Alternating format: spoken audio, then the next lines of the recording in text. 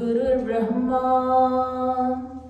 Gurur Vishnu, Gurur Devo Maheshwara, Guru Sakshat Parabrahma, Tasmai Shri Gurave Namah. Yesham Shrimad Yashoda Sutpad Kamale Nasti Bhaktir Narana Yesham Abhir Kanya Priya Guna Kathane Nanurakta Rasagya Yesham Shri Krishna Leela Lalit Ras Katha Sadarau Naiva Karnau Dhiktan Dhigetan Kathayati Niyatam Kirtanastho Mridanga Namah Kamalana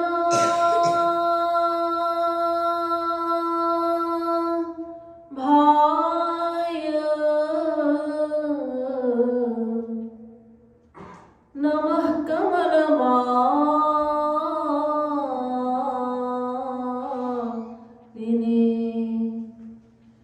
Namah Kamala Padaya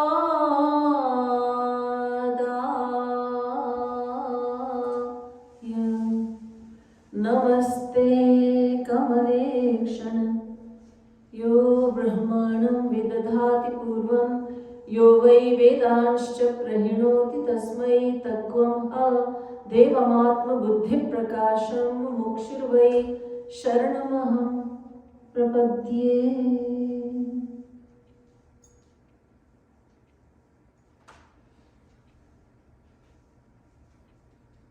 Dear devotees of God, let's chant for just a few minutes the words Bhajo Giridhar Govind Gopala. Let's meditate on the Supreme Lord.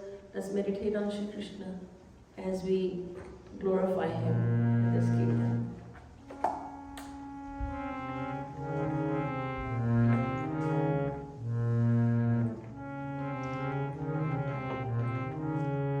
Bhajo Giridhar Govind Gopala, Bhajo Giridhar Govind Gopala, Bhajo Giridhar Govind Gopala, Bhajo Giridhar Govind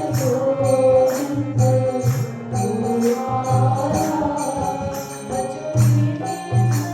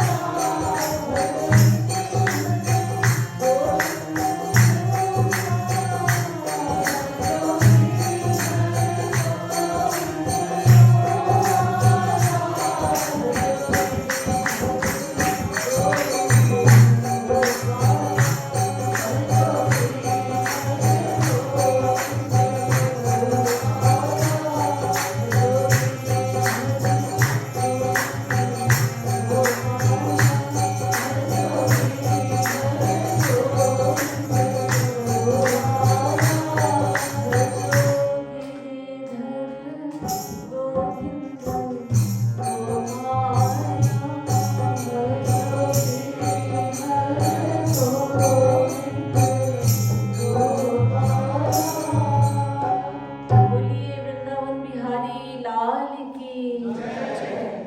Jagadguruttam Shri Kripalu Ji Maharaj ki jai.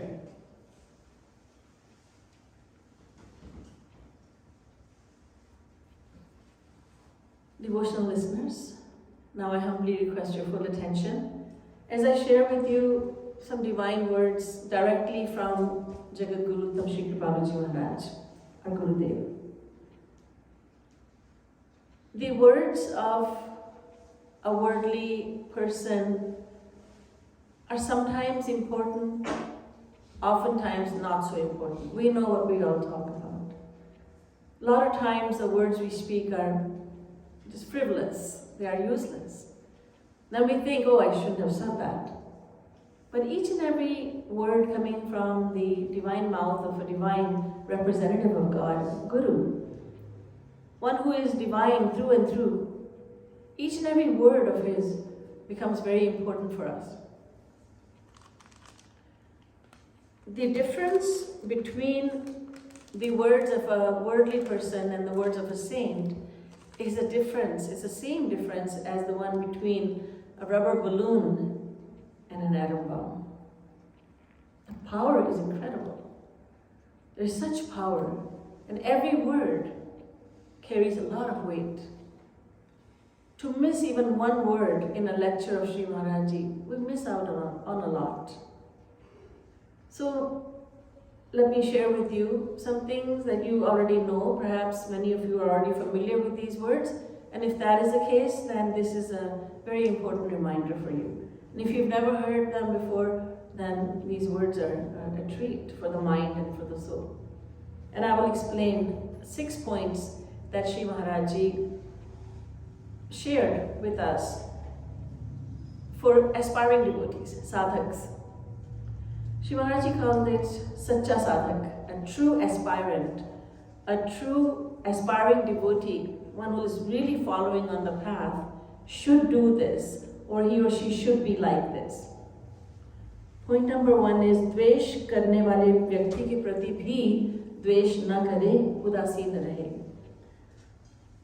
A Sacha Sadhak, a true aspirant, is the one who bears no ill will towards anyone, not even towards those who bear ill will towards him. He remains neutral.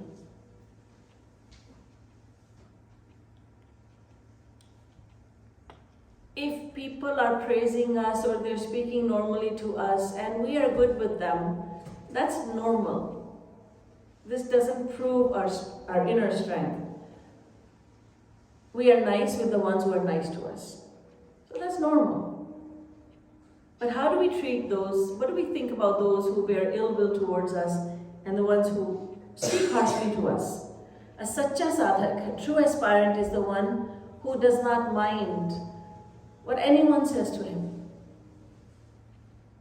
because he considers himself to be the Atma, the soul, and the soul can never be insulted. How can you insult the soul? All the insults that we hear, they are towards our body. And the aspirant knows he is on the way to understanding, he has accepted it quite a bit, that he is not the body, that he is the soul. So he does not mind anyone's harsh words. Moreover, when someone ill-treats him, he does not bear any ill will internally. That is not to say that he doesn't take any external steps. He doesn't say to the world, okay, walk all over me.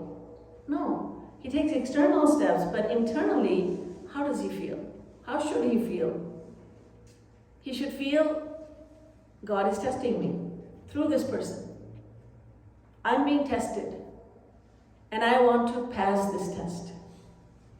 How do I know that I am moving forward on this path? How do we really know? We are on the path of devotion. But anyone who is traveling from point A to point B needs to know how far the destination is, and am I getting lost? Am I going in the right direction? We need to think about these questions. How am I doing on this path? How am I doing? Am I making any progress? So earlier I used to really be very delicate. I used to have a lot of ego. So if anyone said anything to me, I'd fall to pieces. I would start fighting. I would start arguing. And it really used to hurt me. But now I don't feel that hurt. And I'm able to think, oh, God is testing me through this person. That is progress.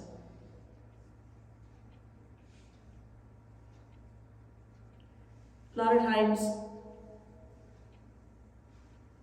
people think that scriptures don't have anything to do with us. If you see someone sleeping, please wake them up. A lot of times people erroneously think that scriptures have nothing to do with us, our daily life. But everything Sri Maharaj said has come from scriptures. For instance, Padma Puran says, Parasya nindam paishunyam dhikkaram chakarotiyah. This verse from Padma Puran says, if you think ill towards others, then it is as if you're giving that person all your virtues. You're saying, I have no need of that, please. You go ahead and take them. And you know what? I will take all your vices. Why would we want to give away the few virtues that we have? And why would we want to take away the vices of another? No, I would be foolish to do that. But whenever we think ill of anyone, we are as if giving that person our virtues and taking his vices.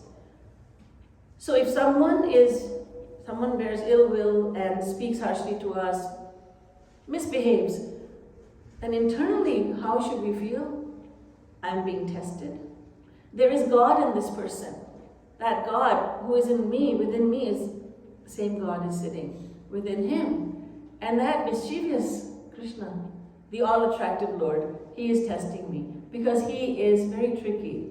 He's mischievous, he's very tricky, he's a trickster, and he is tricking me, he is trying to test me.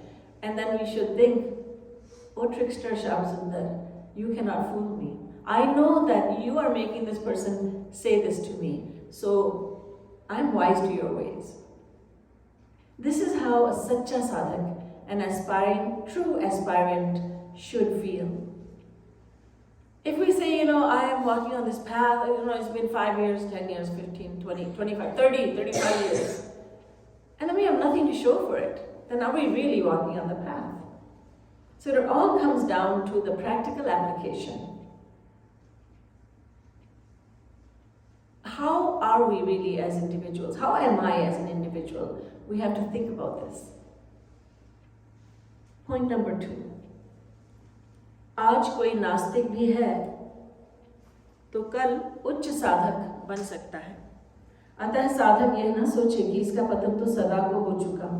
Surdas आदि संत उदाहरण है। Meaning, saints such as Surdas are proof that if someone is an atheist today, he can become a great devotee tomorrow. He can become a saint tomorrow. Therefore, a true aspirant should not think such a person to be a sinner forever, or he's a lost cause. First, Sri Maharaj told us about how to deal with someone who bears ill will towards us.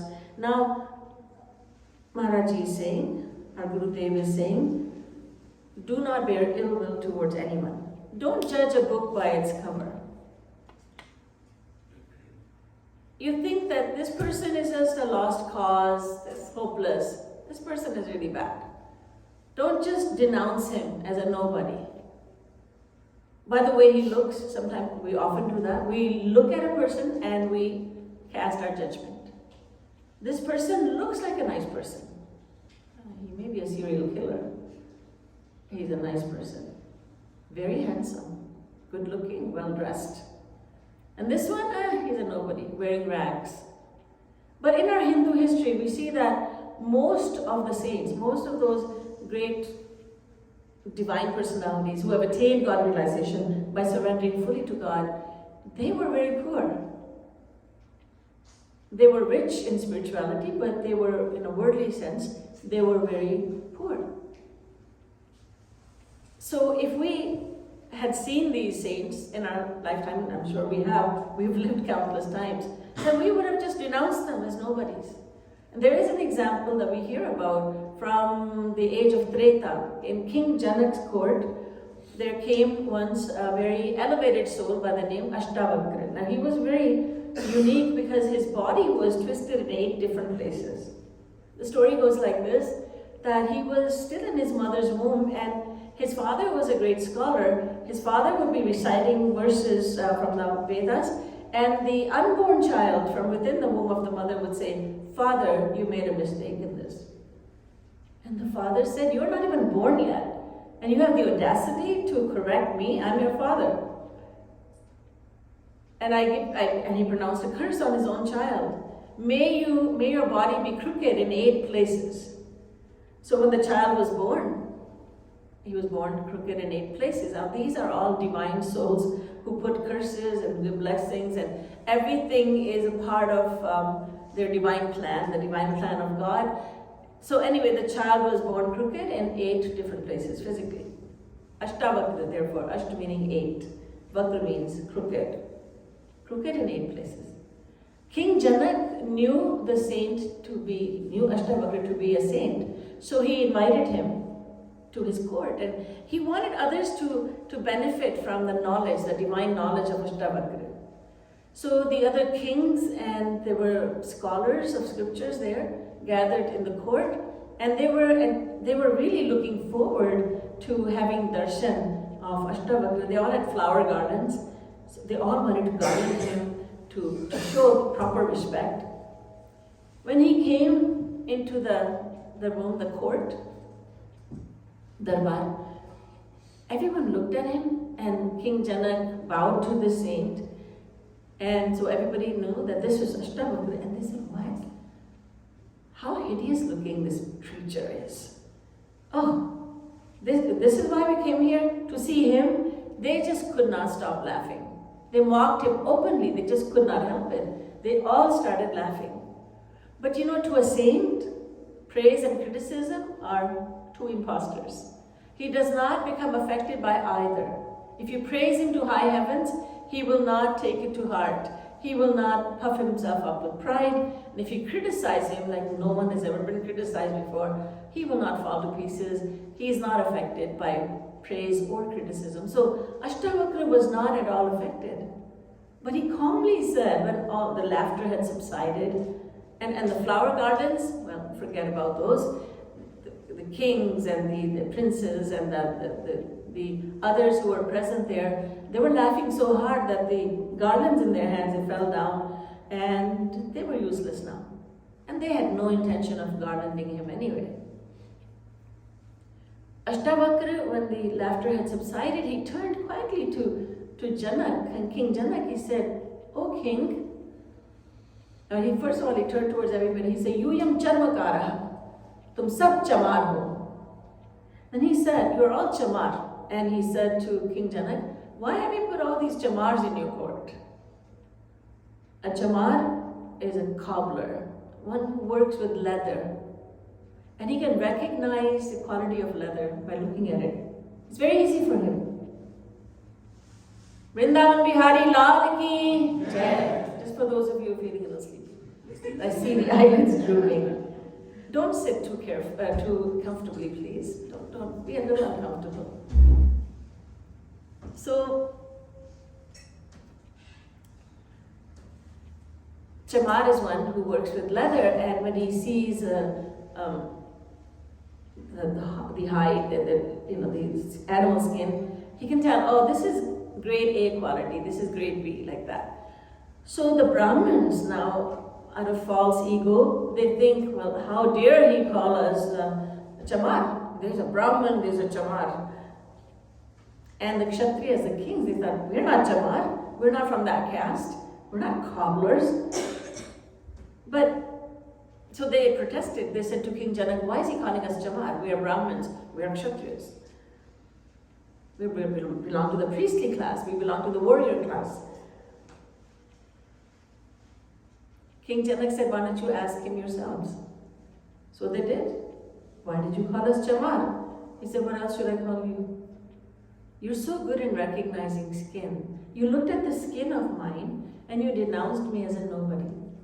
You didn't bother looking inside. You didn't bother listening to me. You didn't give me a chance. You just denounced me as a nobody because I am a hideous looking person. I know that. So, you're very good in recognizing leather, skin. Therefore, I call you Chamar. Am I wrong? And they were all left speechless. So we should not look at someone and cast judgment.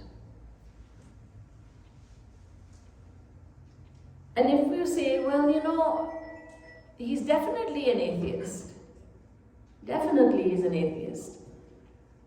He doesn't believe in God, and he is a sinner. But Sri Maharaj says over here that even if someone has committed many mistakes, committed many sins, it doesn't mean that he's a sinner forever. Please, someone turn that off. Thank you. So, if someone has committed sins, then the question arises, who has not? Who is free of sin? We have all committed unlimited sins countless times. Countless times, each and every one of us has committed countless sins. Sins, what is a sin? Our scriptures, the Vedas and Vedic scriptures, define sin as forgetfulness of God. We tend to think that telling lies is a sin. It is. Harming others is a sin. Parapida sam nahi adhamai, as the Ramayana says. Nahi asatya sam patak punja. Again, from the Ramayana, we hear that there is no sin worse than telling lies. So there are many sins that are considered to be the worst. And there are many that are called the worst, but there are even more serious sins. Committing murder and committing other atrocities. All these are sins, but overall, the definition of sin is forgetfulness of God. Isn't it true that we tend to make mistakes when we have forgotten God? If we remember that God is everywhere, God is with me, God is in front of me, God is everywhere, and He's looking on at me, how can we then commit a wrong? How can we make a mistake? But every person has made innumerable mistakes, so who am I to judge you? Who are you to judge others? If you have yourself committed uncountable mistakes, how can I judge you when I am a sinner of great proportions myself? So humility is something that every sadhak, that each and every one of us must work at. Humility is very dear to God. And being humble means that we don't look at others as being offenders. We look first of all at ourselves, and we are too busy looking at our own faults that we have no time to look at the faults of others. We must not denounce anyone. If he is a sinner today, tomorrow he can become a saint. And we have examples. One of them Sri Maharaj has given is that of Surdas, who was a very worldly man, but he became a saint. Another one is Tulsidas, the composer of the Ramayana, one who wrote the Ramayana. Another is Valmiki, who wrote the story of Ram, another version of Ramayana in Sanskrit, even before Bhagwan Ram came down to earth. And he was a murderer before. In the same lifetime, he went from being a looter. He used to rob people when they were passing through a forest, and he used to take all their money. He used to kill people, and he used to throw their bodies away. And this is how he supported his family and himself. But in the very same lifetime, he surrendered fully to God, and he became a saint. And he wrote the story of Ram even before Ram appeared on earth.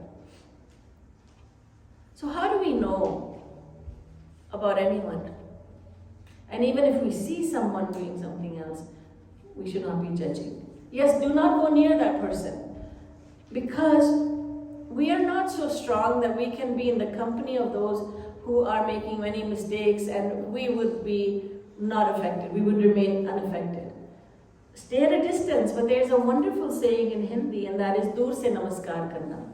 That means you're doing namaskar, you're bowing to them internally, but you're doing it from a distance. You don't go near them, because their company is not going to be beneficial to you. In fact, it will be harmful to you. So you respect them, but from a distance. Dur se. From a distance, you do namaskar. Don't judge them. Respect them. And the very fact that we say namaste, that the entire world knows about now. Namaste. Namaste, namaste. Meaning, I bow down to God who is within you. So, do not judge others. Because when we judge others, when we think ill of others, we are doing nothing but harming ourselves. We're doing nothing but harming ourselves. Whatever little devotion we have accumulated, it's destroyed when we think ill of others. Point number 3 is, गुरु की सेवा करने वाला तो साधक ही है, उसके प्रिय होने के कारण उससे द्वेष करना पाप है. One who is serving the Guru is a true aspirant. Since he is dear to the Guru, bearing ill will towards him is a great sin. If you bear ill will towards a very worldly fellow, then that is an offense. But it's a smaller offense. The bigger offense is when we bear ill will towards someone who's on the path of devotion. He's working towards, he's working to improve himself. He's serving the Guru. He is serving the divine. He's serving God and Guru. And to bear ill will towards him, that's a bigger offense. And of course, the most serious offense is when we bear ill will and think against a perfect devotee. In other words, a Guru, a saint, Mahatma, Mahapurush, one who has attained all the qualities, property of God. God has given him his properties because he has surrendered to God.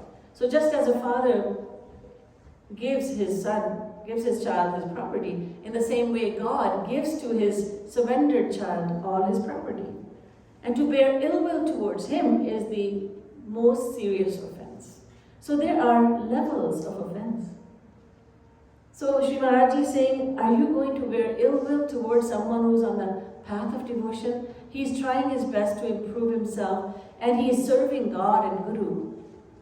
And you're bearing ill will towards him. You are going to harm yourself internally by doing so.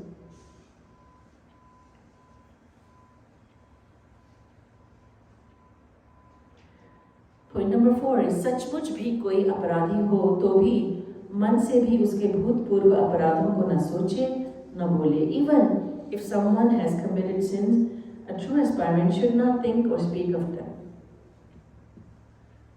To think, oh, this fellow, now he's so good and holy, and so he's pretending to be such a devotee, but you know how many sins he has committed, how many things he has done wrong in life. He has really made a lot of mistakes. Do not think of those mistakes. Bhutpuru, his past sins, his past offenses. You see, God did not send us to earth as examiners. God didn't say, and our Guru did not say, now you make sure you look at everybody and judge them, and look at what they're doing right and what they're doing, especially what they're doing wrong. And I want you to make a report and send it to me. God didn't send any one of us here. Our Guru did not tell us either to be looking at others and judging them. To say, you have made these mistakes. And so often we say to others, don't we? Other aspiring devotees, other satsangis, didn't you learn anything from Maharaj? Maharaj says not to do this. But what about me? I'm not looking at myself, I'm perfect, but you people, you should not be thinking like this. You should not be doing this. You should be doing this. That's not proper. It's not proper behavior. We should be looking at our own faults.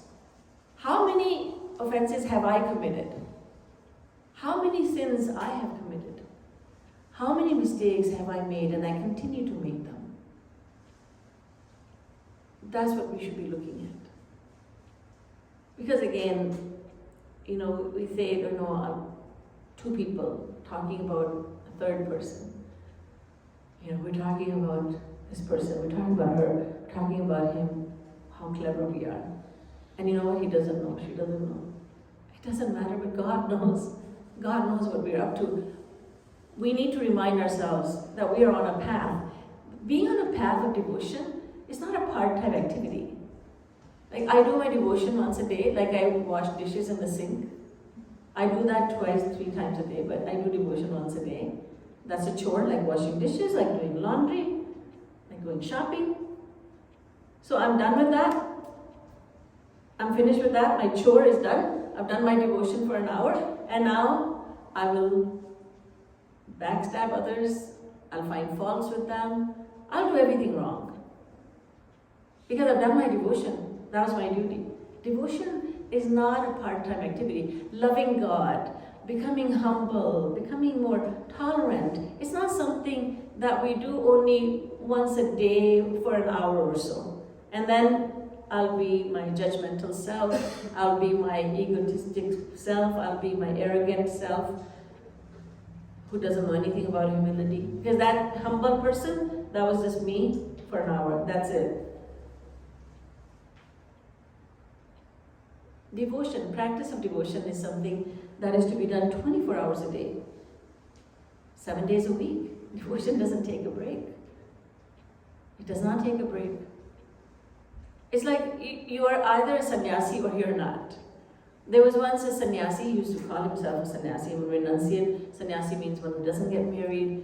And then there were a few children following him. And somebody said, "Oh, sannyasi ji, you're so kind. These are the kids from the orphanage that you started." "Excuse me? These are my kids." "But you're a sannyasi." "I am sannyasi sometimes. I'm a sometimes sannyasi."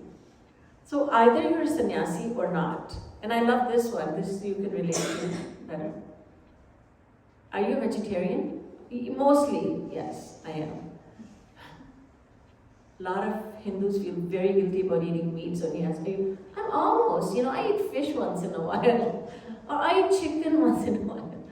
But you're either vegetarian or you're not. But no, I feel really guilty, so I'll give you such an answer.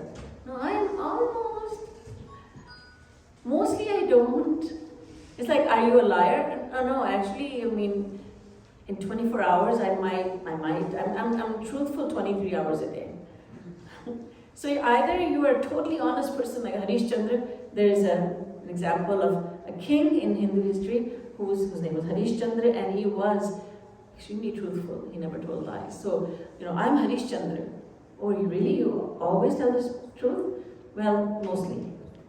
I never tell a lie. But that means I sometimes tell a lie, but right now when I say I am not telling you a lie, that's not a lie. But that doesn't make sense. You do lie sometimes. So right now what you're telling me may be a lie. No, but I'm telling you, I'm really being very truthful. This is not a lie. How can you trust such a person? So being on the path of devotion is a full-time thing. We should remain committed to it full-time. We should do the best we can. We should be mindful of that. We cannot forget that we have made a commitment to be on this path. We didn't make a commitment to anyone. We didn't make it to our Gurudev, or we didn't make it to anyone else. We made it to ourselves. Otherwise, we wouldn't be spending so much time in retreats and weekly meetings and listening to Shri Maharaj's words in daily life. We made a commitment. And we must stick to that commitment if we are to be Sache Sadhak, to be true aspirants. Number 5. संसार में भगवत प्राप्ति के पूर्व सभी अपराधी हैं। बड़े बड़े साधकों का भी पतन एवं बड़े बड़े पापियों का भी उत्थान एक क्षण में हो सकता है। Prior to God realization, everyone in the world is a sinner. It does not take more than a moment for a great aspirant to fall and for the greatest sinner to rise. Until we attain God realization, until we fully surrender to God, and God says to Maya, his deluding energy, okay, leave this one alone. And then God gives us all his wonderful divine properties, then the one who is surrendered fully will become just like God, because God has given to this one all his property. But until then, even if someone is in the Bhav Bhakti stage, that means now he doesn't have to work hard to convince his mind to think about God. Now his mind says, I want to think about God. That's a very high position. I mean, he's at a very elevated stage of devotional practice. But he's not home free yet. He is at the Bhav Bhakti stage. There's Sadhana Bhakti, aspiring devotee stage. Then there is Bhav Bhakti, a very elevated stage. And then there is Siddha Bhakti, perfect devotee stage. So even if he's at Bhav Bhakti, he must be careful not to make mistakes. Bhavopya bhavamayati Krishna Preshtha Paradhata. Bhakti Ratsamrit Sindhu. Here Rupa Goswami Ji says, even at the Bhav Bhakti stage, you are at such an advanced level of devotional practice, yet you must be very careful. Because you can fall down if you make a mistake. If you make a blunder, you will fall down. And you come down to the first stage, sadhana avastha. So it's possible that anyone, even for the greatest person to fall, so that is Sri Maharaj is cautioning everyone. You may think you're at a very high stage, and you may very well be at a very high stage, a Bhav Bhakti stage, but don't think that you are immune from Maya. We hear from the scriptures the story about Ajamil. Ajamil was a very, very virtuous man. He was married, he had children, he was serving his elderly parents. He was doing just everything that he should have been doing. He was performing his worldly duty, and he was a lover of God. He was doing his spiritual duty.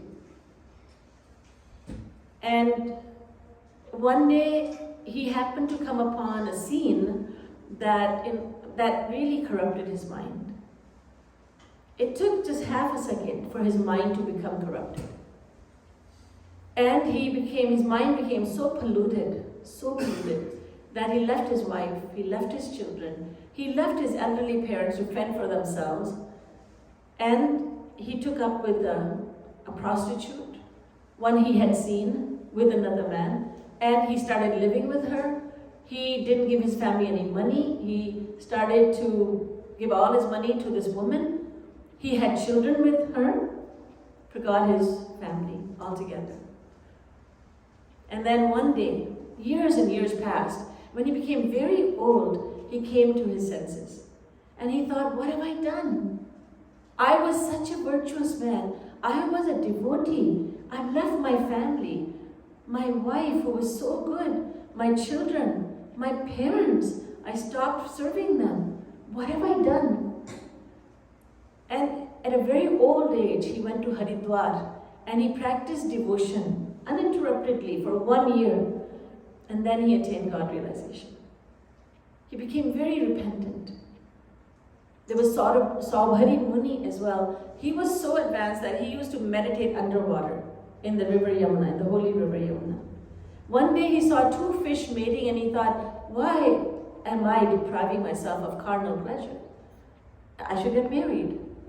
He came out of the water, went to the king, Mandhata, who had $50, and said, "O king, I want to get married. I want to get married to any one of your 50 daughters." The king thought, oh my goodness, how can I be so cruel to any one of my daughters?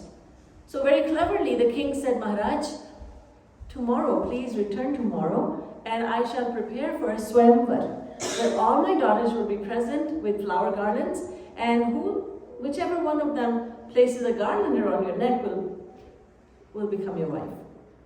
And Saubhari Muni thought, I know what you're thinking. You don't want me to get married to any one of your daughters because I'm an old man. I'm a very old man. But I will show you what I'm capable of. Using his powers of yoga, he actually transformed his body. Now his body is no longer old and unattractive. He assumed the form of his body became very attractive, very young. He completely changed his body. It's possible to do so for great yogis, very elevated yogis. So he did that. Went back to king. The King Mandhata. And the king did not recognize him until Saubhari told him, I am the same, I use my powers of yoga. So the 50 daughters were brought and they all had flower garlands, and one by one they all garlanded him. So 10 garlands, and somebody would come and remove them, and the 10 more. 50 of them chose him as the husband in the Swayamvar. So now the king thought, now what am I going to do? 50 of them want to get married to the same man. And Saubhari Muni, who is no longer a Muni, Saubhari said, not to worry, O king, I have powers of yoga, I have great powers as you've seen. So using the powers of yoga, Saubhari assumed 50 forms, 50 bodies, and 50 palaces were built, and in each palace, Saubhari lived with one wife. So he lived in 50 palaces with 50 wives. They had children, many, many children. And the children grew up, they had children. And again, one fine day, Saubhari Muni sat down and he thought, what has become of me? And he yelled out, Aho, Imam, Pashyat me vinasham. Are manusho, mera vinash to dekho. There was a time when I was meditating underwater in the Yamuna River, and look at me, what a householder I've become. Totally forgot about God. It's not difficult to fall down. It's difficult to rise, but not difficult to fall down. So Sri Maharaj is hinting at us that it's very easy for someone to fall down, but be careful that you can fall down. Even if you think you're a very careful devotee, be very careful. Take every precaution. And if you see someone who seems to be a fallen one, don't think that he is fallen forever. It doesn't take long for someone to rise, and at the same time, it doesn't take long for someone to fall. And in it, there's also another message, and that is, you should not accept a sadhak, another aspiring devotee to be your guide. Sometimes it happens in the satsang, and it has happened, I've seen it with my own eyes, that one of the sadhaks starts pretending that she is or he is very, very great, very elevated. And many of the other devotees start thinking, oh, this one is perfect. This one has attained Gopi Prem. It happened, and you'd find it hard to believe, but it all happened. In Sri Maharajji's time, Sri Maharajji is in the ashram.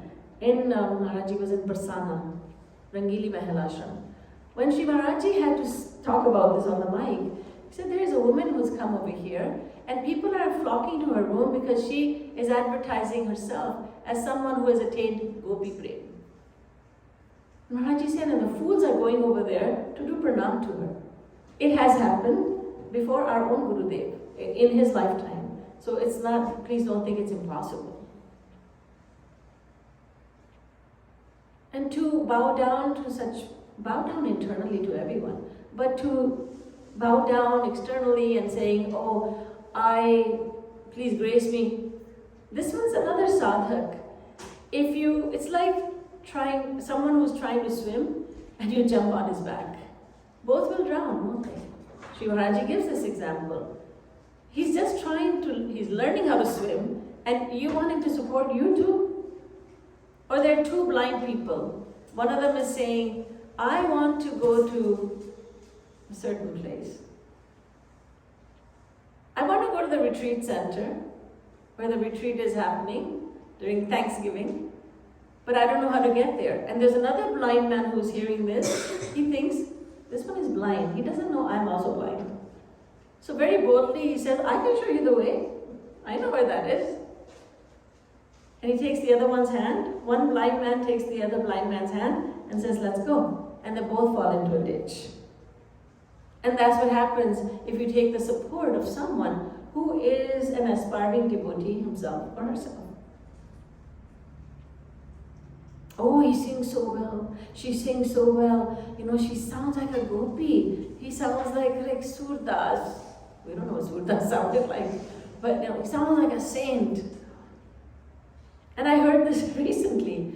oh my goodness, oh my God, he's here, he's singing. My God, he's like a god. Everybody talks about him. He sings so nicely. Now, I'm not talking about anybody who's here. Not that they're not great singers over here. But I heard this. Oh, he's like a god. Everybody talks about him. So, that's a mistake we make. We should respect everyone, but not start adoring someone and taking their lead, saying, now you do this so well, and I will accept you as my personal guru. So, all this is very dangerous. The sixth and the final point Shri Maharaj Ji makes is, सब में श्री कृष्ण का निवास है, अतः उनको ही महसूस करें. God dwells within everyone, so a true aspirant should experience this fact. We hear from scriptures, Prabhu Vyapak Sarvatra Samana. God is omnipresent. God is everywhere. In every place, in every person, in every creature. There is no place where God does not exist. There is no creature in which God does not exist. And someone was asking me one day, why are so many Hindus vegetarian? And I explained that it is the Vedas, the ultimate source of knowledge. They say that God dwells in every creature. And they also say, Ma hinsyat sarva bhutani, do not practice violence towards any living creature. And that is why those who are really following the concept of the Vedas, they don't want to kill any creatures. And that's why so many Hindus are vegetarian. It's a philosophy of Hinduism. The philosophy of Sanatana Vedic Dharma, the eternal Dharma of the Vedas. The more correct name for Hinduism. And then the question was, but plants, you eat plants, of course. Grains, yes, but are they not living creatures? They are. So you are also committing murder. Yes, that's true. But when it comes to the hierarchy, the lowest ones are the plants and trees. Then above them are insects, and above them are the birds, and then animals, and humans. So, in order to stay alive, in order to survive, we need to eat something. So, we cannot survive without eating vegetables and fruits and grains. But we can survive without eating animals. So yes, although trees are living beings, yet we take from them and we are harming them. Yes, at the same time, we are allowed that much violence. No human can survive without violence. We are stepping on various creatures when we start walking. By breathing, we are killing creatures, very small, microscopic creatures. But anyway, the Vedas say this. So look at God, see God within everyone and within every creature, and try to experience that. Again, take the theory and don't leave it right there. Take the theory and put it into daily practice. Otherwise, a person may say, well, I know hundreds of recipes. Wow, I can't wait till I taste your cooking. What? I eat in restaurants all the time. But hundreds of recipes. I've memorized them, I have good memory. But I've never gone into a kitchen. I don't know how to even boil water. But I know the recipes. But what good are you to me then? You haven't cooked. Your knowledge is only at the theoretical level.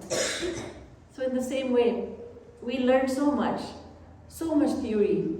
There's God in everyone. Do not judge anyone. Look at your own faults. Be humble, be tolerant, be compassionate, have empathy towards others, do not harm anyone. But then in our daily lives, if we were to just become careful for even a week, Shri Maharaj used to say that, if you follow what I'm saying to you for even just a week or 10 days, you'll see a huge improvement in yourself. We would find that improvement because we've then become very mindful of what we are doing, what we are saying. So often we say words without any, that have no meaning. So before saying something, we should think, what I am going to say, is it going to help anyone? Is it important? Is it superfluous? Why am I saying words that have no meaning? Why am I saying words that will harm someone? Why am I going to talk? Why talk? Shri Maharaj used to say, Kam bolo, meetha bolo. Speak little and speak sweetly. Oh, I speak little. Yes, but when you speak, those are harsh words. So you have to have both. Speak little and speak sweetly. Oh, I know that. I've heard that. Yes, but are you practicing it? So now we must practice what we know already. So nothing that was said over here is something that you're hearing for the first time, I suspect. We all know this. What our Gurudev is saying is practice this. Because life is short. Death is certain, but the time of death is not certain. But death is certain. It's interesting in English. There is an expression which is, I'm dead sure of this. And I think that this expression in itself is dead. Nobody really says it, at least not in North America, not in the US or Canada, but there is an expression, to be dead sure of something. Meaning I'm as sure of this as I'm sure of death. Death is certain, but the time of death is not certain. How do we know this is not our last day, our final day? We don't know. So time is short. And there's a formidable task before us. And that is to know God, to love God, and to attain God. We're living in this world, and the age that we're living in is the worst of the 4 ages. Our scriptures divide time into 4 ages, as you know. Satyug, Treta Yug, Dwapar Yug, Kali Yug. Satyug is the best, in which our mind is very pure, everyone is God-loving and everything's great. But then when Treta comes now, people are not so devotional, but they're very devotional. Dwapar comes and the situation has worsened, but Kali Yuga comes and it's really bad. And we have spent only little over 5,000 years in Kali Yuga. 427,000 years remain. So the situation is going to go further and further down. You know, the word sansar, meaning the world, definition of sansar is sansaratiti sansara, that which is always shifting, and that's a downward shift. It's going from really good to bad to worst. And another word for the world is jagat, gachatiti jagat. Jagat or sansar meaning that which is always changing. So from Satyug there's a downward shift to Treta, to Dwapar, to the present age, Kali Yuga. And as Kali Yuga, the age of Kali, as it progresses, as years roll by, it's going to get more and more. It's going to get worse, much worse. So here we have an opportunity God has given to us, that we are born in the human form of life, which is the most coveted form of life.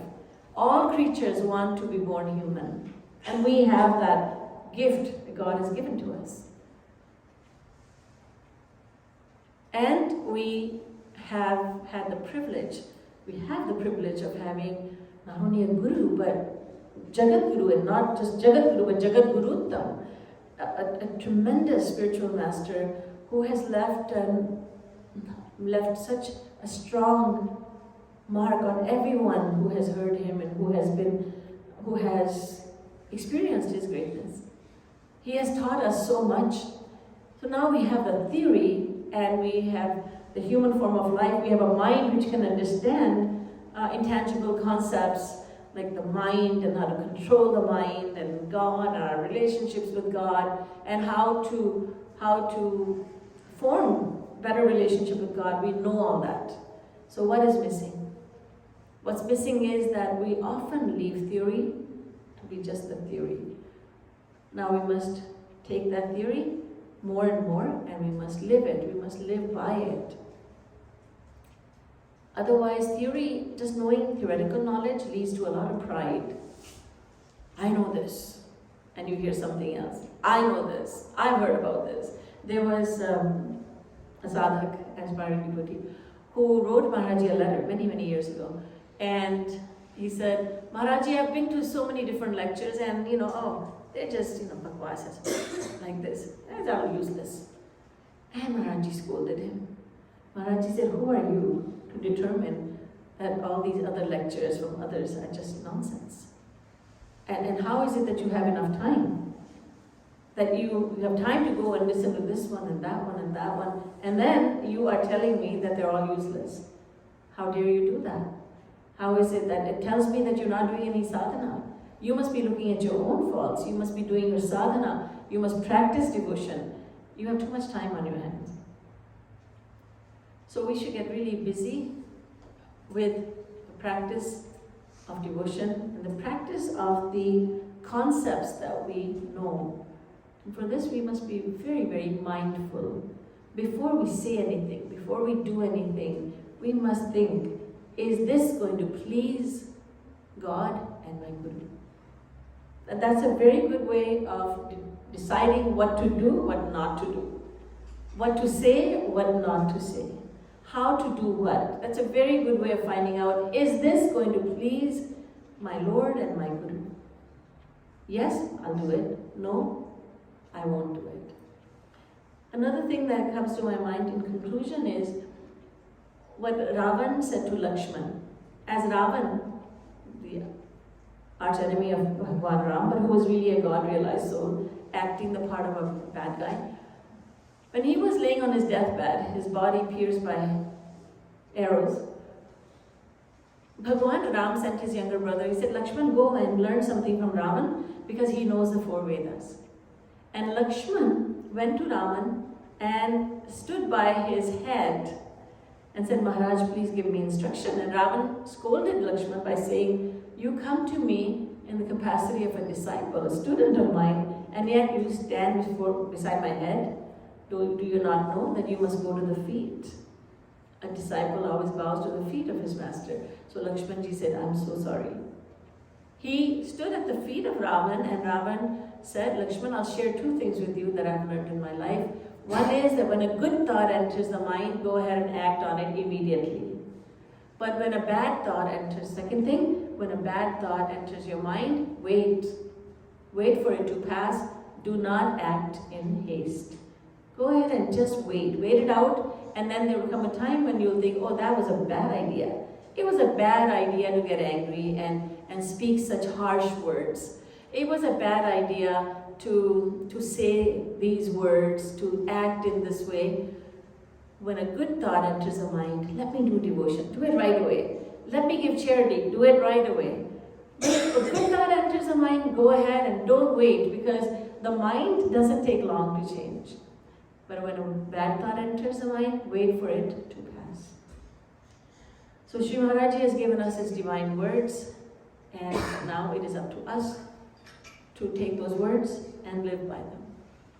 Boliye Srimad Sadguru Sarkar ki Jai. Srimad Yugal Sarkar ki Jai. Jai Jai Shri Radhe. Jai Jai Shri Radhe. Jai Jai Shri